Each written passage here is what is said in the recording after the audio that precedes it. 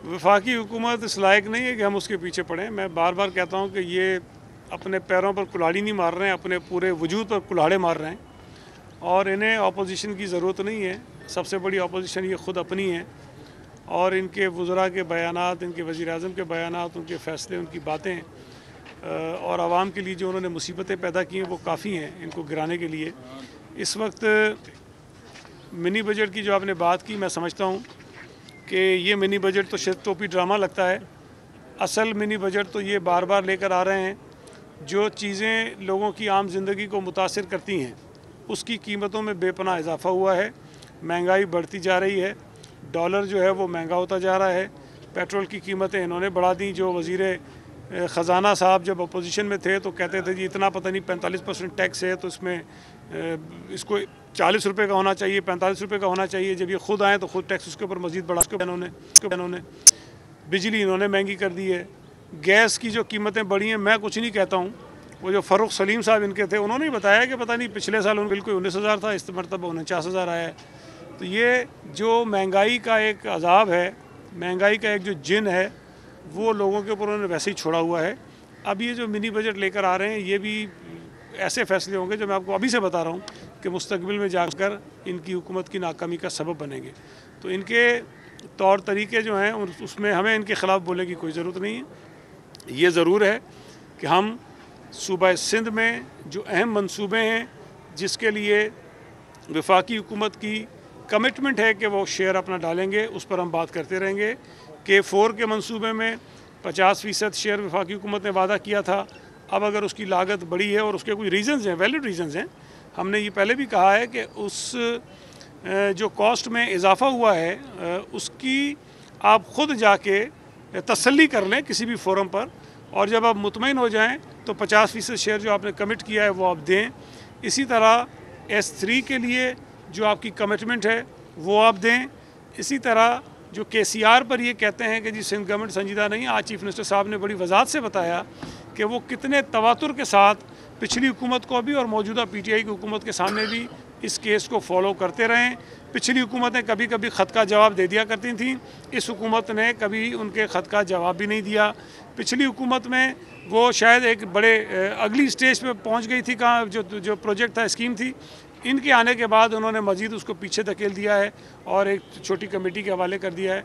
तो मैं समझता हूँ कि सूबा सिंध के हवाले से या ख़ास तौर पे कराची के मुतल्लिक़ इनके दावे तो बहुत बड़े हैं कि हम इतने अरबों रुपए लगाएंगे, लेकिन अमली तौर पर ना ये कराची में पानी की स्कीम में पैसा लगाना चाहते हैं, ना ये कराची की जो सीवरेज की एक बहुत बड़ी S3 की स्कीम है उसमें पैसा लगाना चाहते हैं, और ना ये KCR के मंसूबे को आगे बढ़ाना चाहते हैं। तो इनकी तरजीहात शायद कुछ और हैं, कराची के लोगों के बुनियादी मसाइल नहीं है। अच्छा, आपने जिक्र किया वो इस वक्त सिंध के आवाम का अरबों रुपया जो जिन पर मुबैना करप्शन का इल्ज़ाम है, साकिब सिंह हैं, मंजूर कादिर काका है और अवैध मुजफ्फर टप्पी। सिंध हुकूमत को इनको बैरून मुल्क से वापस लाने के लिए कोई इकदाम कर रही। दो तो उनमें से सरकारी अफसर थे जिन पर जो बड़े संगीन इल्ज़ाम हैं, खुद अदालतों में उन पर मुकदमात हैं।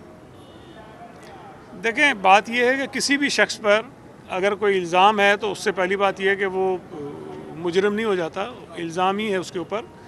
लेकिन जहाँ तक मुल्क के बाहर से लाने वाली बात है वो सिंध हुकूमत का इख्तियार नहीं है। अगर अगर अगर उनके मुकदमात अदालतों में हैं तो वो अदालतें लिखेंगी वफाकी हुकूमत को, उसके बाद वो फ़ैसला करेंगी। अगर उनके मुकदमात किसी तहकीकाती इदारे के पास हैं तो वो तहकीकाती इदारा लिखेगा वफाकी हुकूमत को कि जनाब इस पर कार्रवाई करें। इसमें सिंध हुकूमत का कोई रोल बनता नहीं है। अच्छा, आज ये बताइएगा कि आज आप कराची से ताल्लुक़ है ना आपका, आज बिल्कुल टू बी ऑनेस्ट बताइए कि जायका जो 260 अरब डॉलर दे रही थी KCR बनाने के लिए, उन्होंने आपसे 10 अरब रुपए का इब्तदाई प्लान मांगा था, क्यों नहीं दिया? क्यों वो पैसा वापस चला गया? आज सिर्फ इस बात का जवाब दे दीजिए, सूबाई वज़ीर बल्दियात के तौर पर नहीं, कराची के शहरी होने के नाते। देखें, जायका जो है वो पीपल्स पार्टी के दौर से उसने काम शुरू नहीं किया था, उससे भी बहुत पहले से शुरू किया था। अगर कोई ये कहना चाहता है कि जी पीपल्स पार्टी की वजह से वो मंसूबा आगे नहीं बढ़ा, तो फिर आपको और पीछे जाना पड़ेगा, यकीनन कोई और भी मसाइल और मुश्किलात होंगी।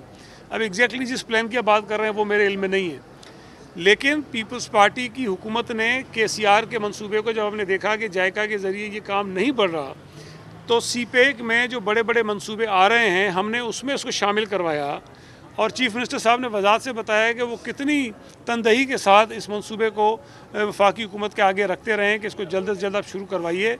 लेकिन मौजूदा वफाकी हुकूमत ने पिछली जो वफाकी हुकूमत थी उससे ज़्यादा कम दिलचस्पी का मुजाहरा किया है इस मंसूबे को आगे बढ़ाने के लिए। तो मैं समझता हूँ कि अगर जायका इस मंसूबे से चली गई है तो सिंध हुकूमत ने इस मंसूबे को मरने नहीं दिया, डेड होने नहीं दिया, दफन होने नहीं दिया। हमने इसको ज़िंदा रखा है और हम इसको तेज़ी से आगे बढ़ाना चाहते हैं।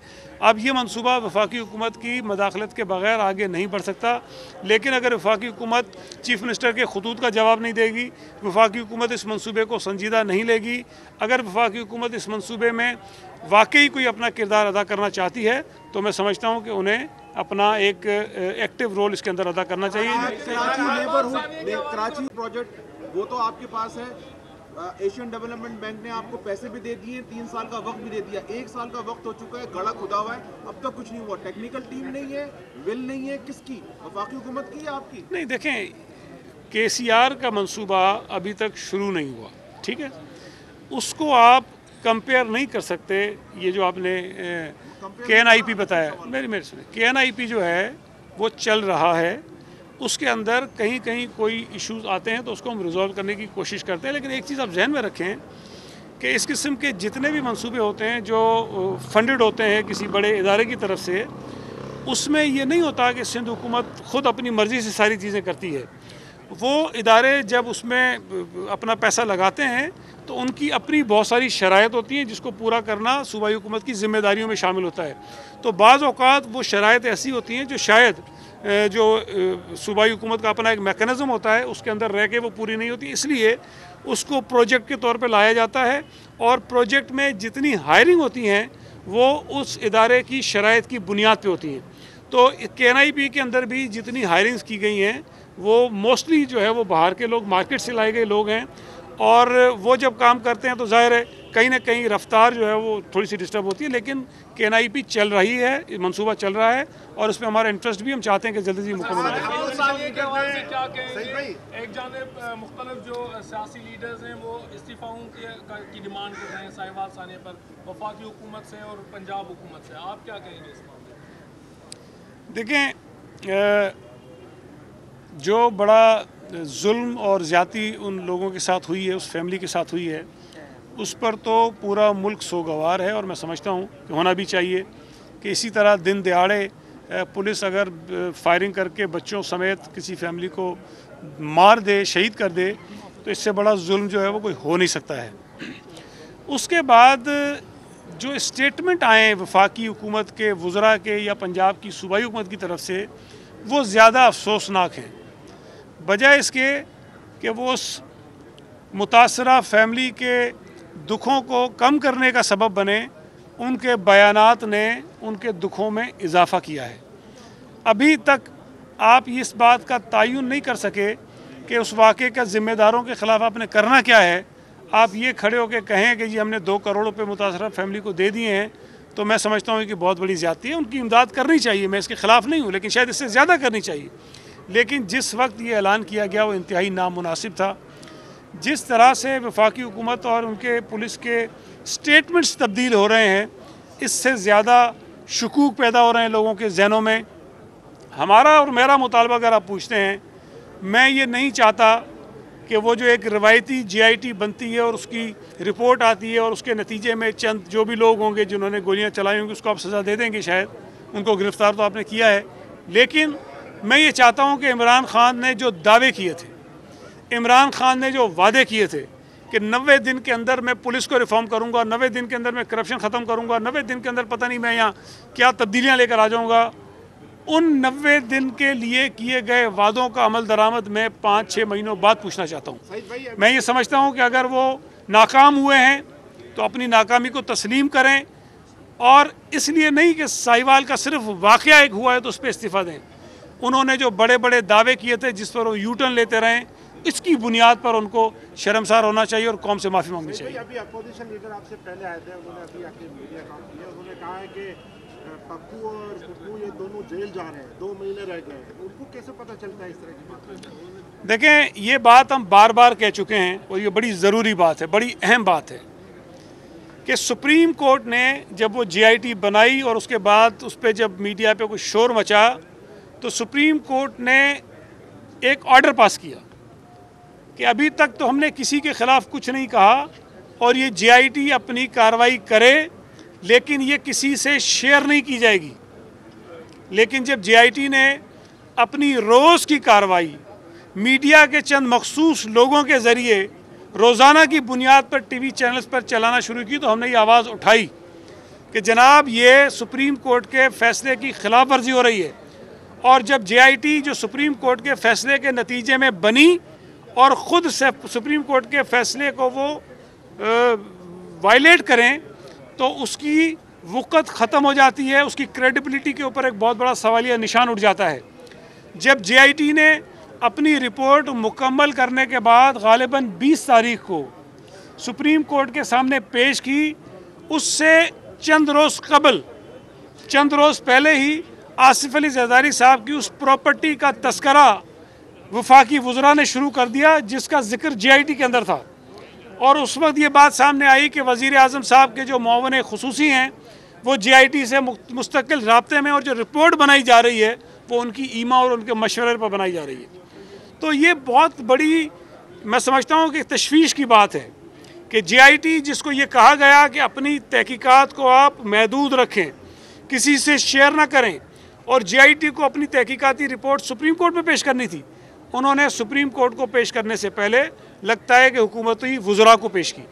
उन्होंने हुकूमती वज़रा को वो शेयर की और उस बुनियाद पर उन्होंने 20 तारीख से पहले, मैं तो सवाल करता हूँ, मुझे तो कुछ नहीं पता था, 20 तारीख से पहले फवाद चौधरी को या कुछ मीडिया के लोगों को ये कैसे पता चला कि अमेरिका में एक फ़्लैट भी है, 2007 में लिया गया था, उसका फिर पावर ऑफ अटॉर्नी किसी को दिया गया। ये सारी चीज़ें तो GIT में थी। और आज जब वो कल सुप्रीम कोर्ट में गए हैं तो उन्होंने कहा है कि उनको GIT के ज़रिए ये चीज़ें पता चली हैं। तो मैं ये समझता हूँ कि GIT का अपना किरदार बहुत बड़ा मशकूक किरदार बन गया है और GIT की सारी कार्रवाई पर सवालिया निशान है।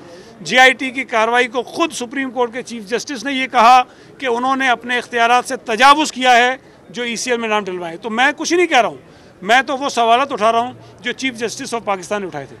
सईद गनी साहब, आप पुलिस एक्ट में रिफॉर्म्स आने की बात कर रहे हैं, क्या जो रेंजर्स को सिंध में अख्तियारात हैं वो भी वापस लेंगे? देखें, ये एक फ़ैसला है सिंध हाई कोर्ट का और फिर उसके बाद सुप्रीम कोर्ट का भी एक फ़ैसला आया जिसके नतीजे में जो पुलिस के कानून में हमें तब्दीलियां करनी और रिफॉर्म्स करने हम वो कर रहे हैं। जहाँ तक रेंजर्स के किरदार की बात है, रेंजर्स को उस पुलिस एक्ट के अंदर कोई इख्तियारात नहीं हैं। कुछ मखसूस हालात थे कराची के, कुछ हालात लॉ एंड ऑर्डर के ऐसे थे जिसके तनाजुर में रेंजर्स को कुछ मखसूस लिमिटेड महदूद इख्तियारात दिए गए। लेकिन अगर कराची के हालात नॉर्मल हो रहे हैं, जो अल्लाह का शुक्र हो गए हैं, तो मैं समझता हूँ कि कोई एक वक्त ऐसा ज़रूर आएगा जब रेंजर्स के पास उन इख्तियारात की ज़रूरत नहीं रहेगी। Thank you ji.